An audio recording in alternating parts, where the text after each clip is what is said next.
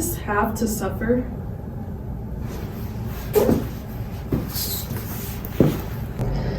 This never-ending pile of trash. Suffering. This art setup. Suffering. This piece of shit. Now, some people like to shit on Kanye. I don't like this project that you're working on. I don't like it.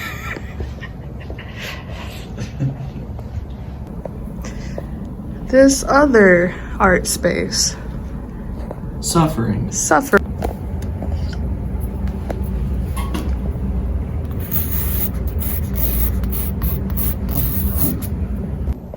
So my art journey really propelled after I was ghosted by somebody. And that's what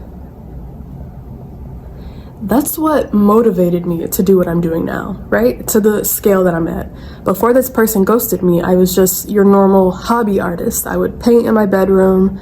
I did start doing a live painting at a bar during this time, but it still I wasn't producing any work that someone would have wanted to buy, at least not in my opinion. Again, I'm sure people wanted to buy my work, but it just wasn't anything that I was proud of. After I was ghosted by this person, it put me into this mind space that I just wasn't able to get out of unless I became successful.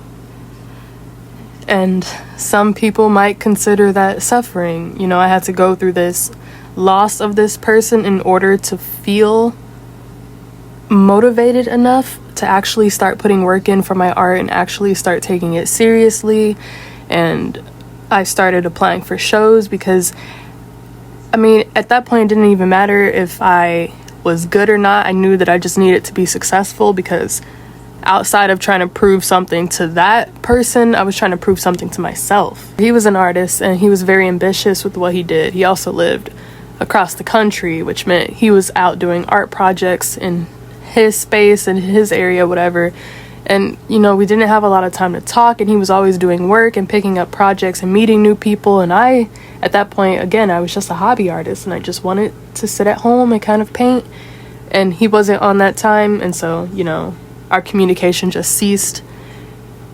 And so I needed to prove myself to me. Like, it wasn't even about him after that situation. That was just what propelled me. But that was suffering. That suffering is what propelled me to persevere.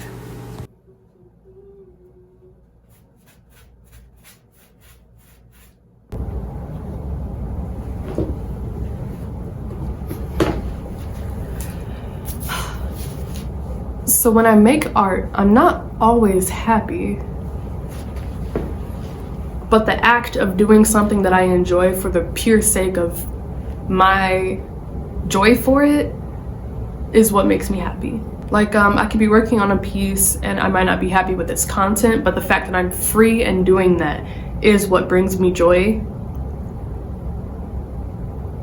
And that's essentially an act of rebellion against, you know, what society has established for us, American society.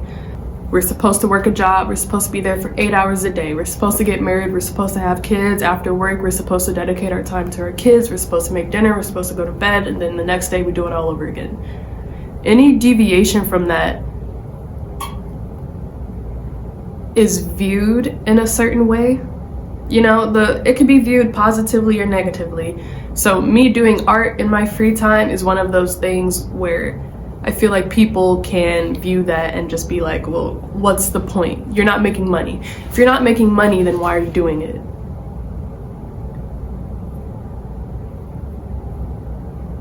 Is that why artists suffer? Because what could possibly motivate you to do this fruitless task, right?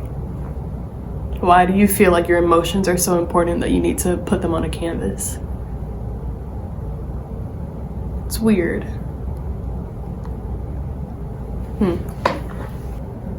Do artists have to suffer?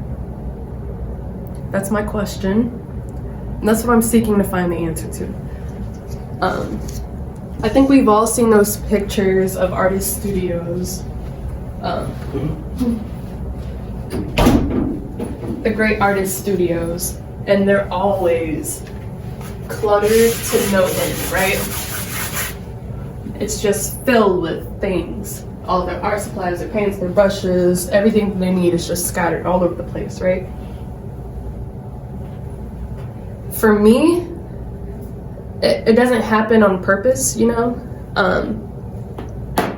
But for me, I almost can't work in a clean space because if something is too clean, then I feel like anything that I do will mess it up, which means I'm not as free as I want to be, which means I can't express the way that I want. You know, how can you make art if you can't express as much and as crazy as you want, and in a neat space, my brain doesn't operate, you know? And then there's this other aspect.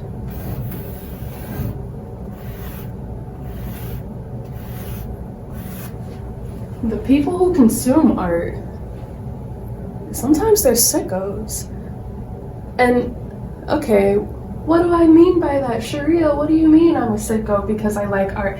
I'm not saying you're a sicko because you like art, but what is the sort of art that you like? Abstract has been taking over recently, I would say. I think abstract is what is the popular style of art.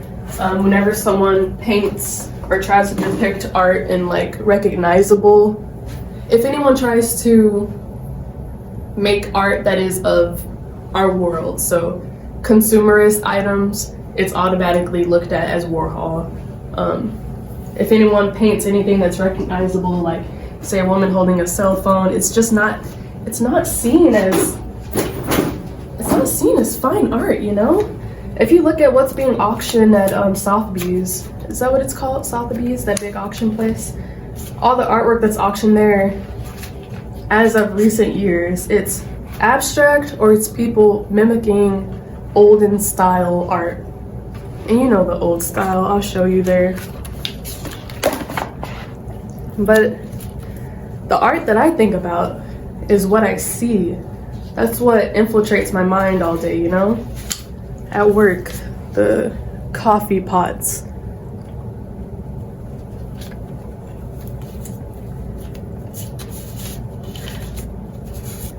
The beverage cooler. Again, just stuff for my job. These are the notes to what piques my interest, you know? This Coke can. Ever since I heard that banana sold for $6 million, it got me thinking, you know? What is it that draws people into certain art pieces, and what is it that pushes people away from others? If someone can look at a piece of art and they're confused by it, they tend to like it more than if they were to look at a piece of art and know exactly what it is. People like to be able to assume greater intelligence through their interpretations of other people's works. So for example, this Coke can, there's not much interpretation to that. It's a Coke can, right? But the thing is, there is interpretation to that, because what made me want to depict that, you know?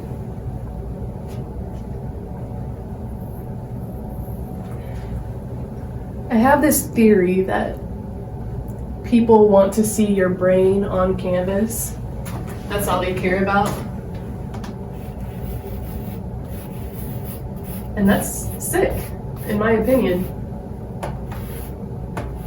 It's like they want to consume it. They want to feel more connected to your thought process by consuming your artwork. Which isn't inherently wrong. I mean, it is a bit cannibalistic, but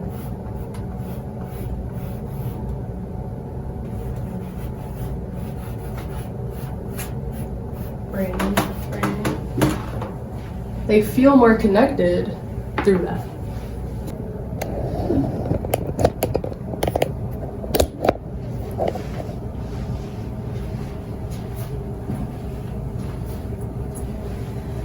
Now, if we want people to make art with meaning, That means they have to insert themselves into their artwork. You know, your art's supposed to have a message. It's supposed to be a clear message. If the message isn't clear, then you're not a good artist. If you're not a good artist, you're not going to get any sales. If you don't get any sales, you won't be able to pay for all of this crap that you've done. And if you can't pay for all of the crap, then what's the purpose? What's the point?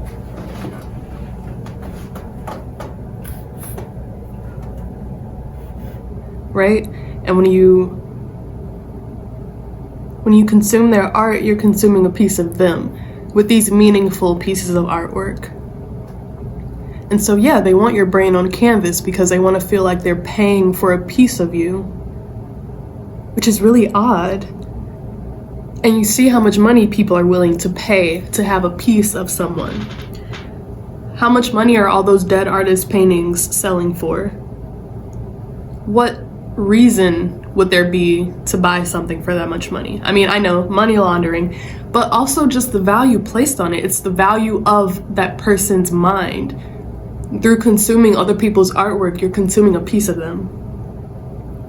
And I don't know if that connection is made for everyone, if they really realize that.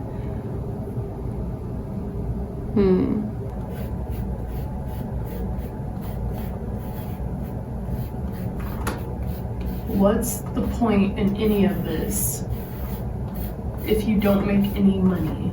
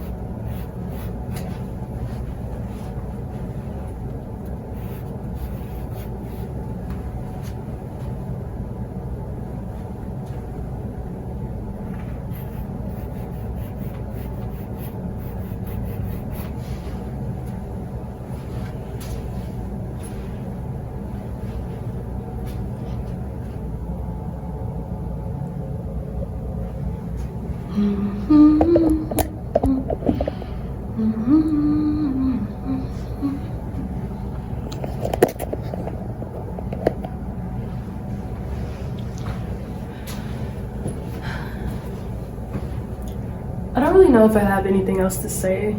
I think this will be an ongoing thing that I just kind of expand upon.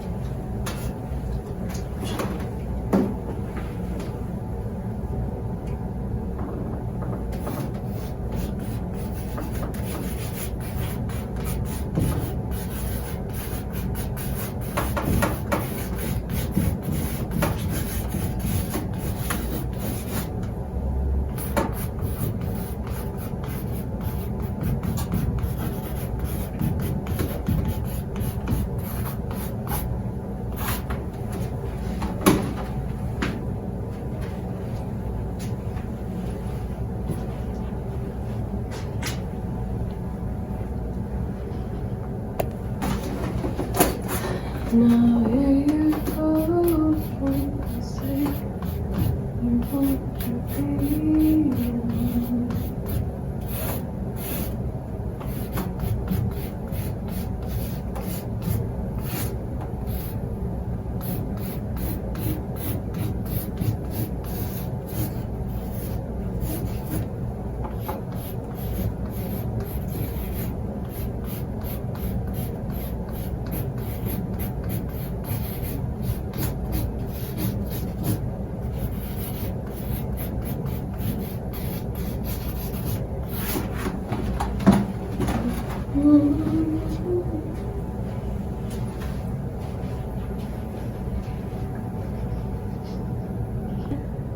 And you still remember what you had.